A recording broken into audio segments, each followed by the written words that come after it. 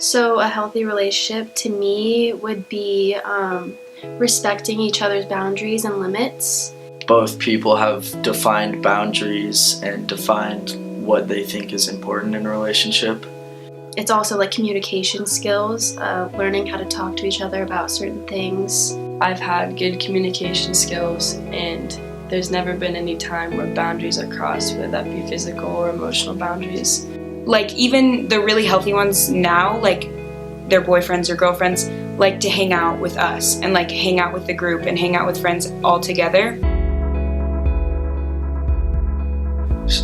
For starters, I think like one of the most things that makes an unhealthy relationship is like it seems to be that everybody's just going through a relationship like after 3 weeks and then they're done, and then another one and then they're done, and it kind of creates this mentality of like, since I'm only going to be dating someone for 3 weeks, then I don't really need to get to know them so well. It's not like big abusive, like my boyfriend like hit me, like that's a more obvious one than like the smaller like manipulations, and I feel like we don't talk about those enough. I mean, lots of people love drama, but that really doesn't play into like a healthy relationship. To me, unhealthy would be, controlling. I think a big issue is manipulation. Because for me, I've had a time where I've noticed something that's off, like, this person's kind of trying to change like who I am, and that's kind of violating my boundaries. Which is hard because that's when you do need to speak up and be like, hey, I'm my own person. I have my own friends, I have my own social life. Why live your life with that if you could be better, and don't settle for less? I have a friend whose, for example, boyfriend wouldn't even let her controlled what she ate because she had to be so perfect for him, and I think that is very unhealthy.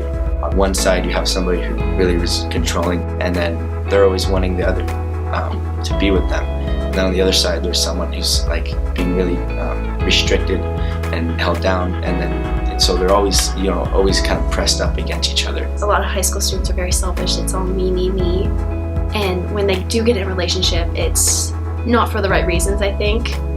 When I'm in the classroom with these kids, many times I see myself in all of them. I think about what I knew at that age and what I was going to learn later, and it's beautiful and painful. I am thinking simultaneously, holy cow, I don't think there was a single person that ever said any of this to me once. No classrooms, no teachers, not parents, not friends. I can't imagine what my life would have been like if I had had that information to make different choices or get out of bad situations faster. So when we get going, we run through all sorts of different topics, consent and what's healthy and what's unhealthy and what is good communication. How do you know that the people that you're talking to are listening to you? Some kids come up after and do the quick, high five, thanks so much, that was great. And others, it's bigger. Sometimes at the end they say something along the lines of so where do I go to get help? Part of the really lucky thing is that while I get to teach these kids, they are teaching me, and they are this incredible new wave of people who's going to change the world. And so with them and all this information, we're going to stop violence before it starts. They're incredible, and I feel very lucky to get to know all of them.